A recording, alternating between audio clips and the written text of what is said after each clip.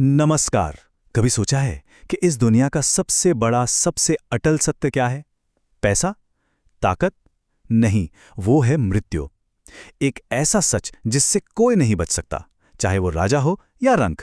तो आज चलिए गरुड़ पुराण के पन्नों को पलटते हैं और मृत्यु से जुड़े कुछ ऐसे ही गहरे रहस्यों को समझने की कोशिश करते हैं।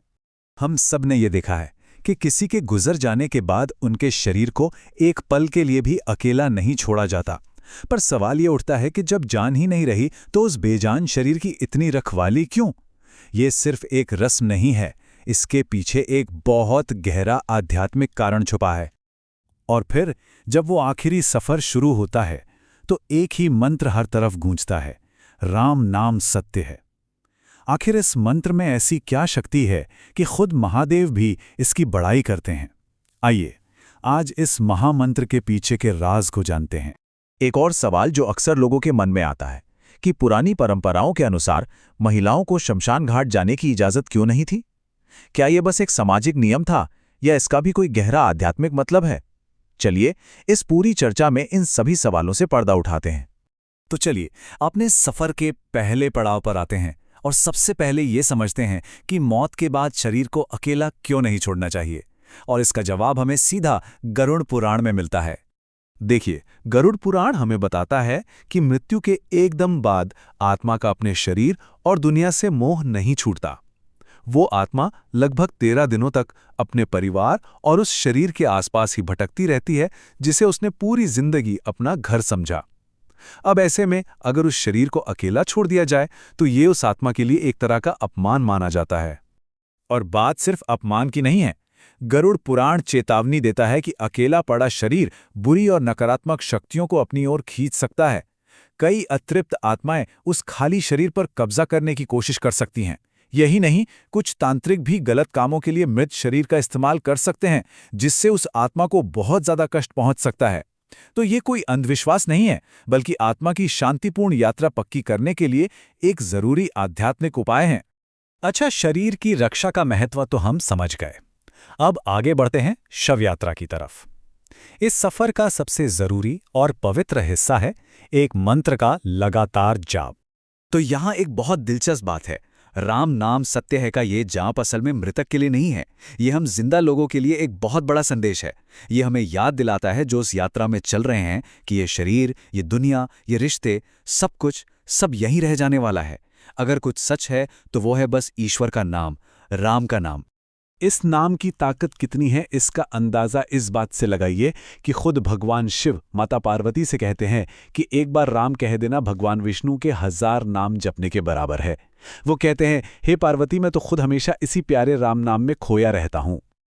और राम नाम की इस जबरदस्त शक्ति का सबसे बड़ा सबूत है महर्षि वाल्मीकि की कहानी। रत्नाकर नाम का एक बेरहम डाकू था जिसे पाप पुण्य से कोई लेना देना नहीं था। संतों के कहने पर उसने बस राम नाम जपना शुरू किया और उस नाम का असर देखिए।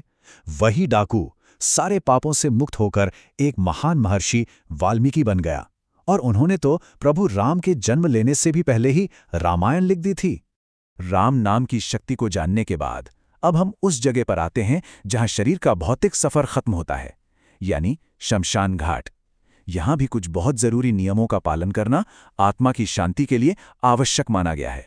इन नियमों में सबसे खास है कि दाह संस्कार के बाद श्मशान से लौटते हुए कभी पीछे मुड़कर नहीं देखना चाहिए। वजह है आत्मा का गहरा मोह। जब परिवार वाले बिना मुड़े आगे बढ़ जाते हैं तो ये आत्मा को एक साइलेंट मैसेज देता है कि अब दुनिया के सारे बंधन खत्म हो गए हैं और उसे अब अपने आगे के सफर पर जाना होगा। पीछे मुड़कर देखना उस मोह के धागे को और मजबूत कर देता है। ये एक मुश्किल लेकिन जरूरी विदाई है। अब आते हैं उस सवाल पर कि पारंपरिक तौर पर महिलाओं को शमशान क्यों नहीं जाने दिया जाता था। देखिए, शास्त्रों में इसके पीछे एक तरह से जिम्मेदारियों के बंटवारे की बात कही गई है। पुरुषों को शमशान में कठोर क्रियाकर्म करने और वैराग्य का प्रतीक माना गया, तो वहीं महिलाओं को घर पर रहकर पवित्रता और आध्यात्मिक माहौल बनाए रखने की अहम जिम्मेदारी दी गई। साथ ही ये भी माना जाता था कि शमशान का दुख भरा और भारी माहौल उनके कोमल मन पर गहरा असर डाल सकता है। चलिए अब उस विषय पर आते हैं जो हमारी रोजमर्रा की जिंदगी से सीधे सीधे जुड़ा है। गरुड़ पुराण में साफ साफ बताया गया है कि मृतक की कुछ निजी चीजों का इस्तेमाल जिंदा लोगों को कभी नहीं करना चाहिए। इनमें 3 चीजें सबसे मुख्य हैं: मृतक के पहने हुए कपड़े, उनके गहने, और अगर वो इस्तेमाल करते थे तो उनकी जपने वाली माला। ऐसा इसलिए क्योंकि माना जाता है कि इन चीजों में उस इंसान की ऊर्जा, उसकी यादें और उसका मोह सबसे ज्यादा बसा होता है। जब कोई दूसरा इंसान इन चीजों को पहनता है या इस्तेमाल करता है तो मृतक की आत्मा को उस इंसान से एक जुड़ाव महसूस होता है। ये मोह आत्मा को यहीं पृथ्वी पर बांधे रखता है और उसके आगे के सफर में रुकावट डालता है। इसीलिए आत्मा को इन सांसारिक बंधनों से आजाद करने के लिए इन चीजों को या तो दान कर देना चाहिए या फिर जल में बहा देना चाहिए।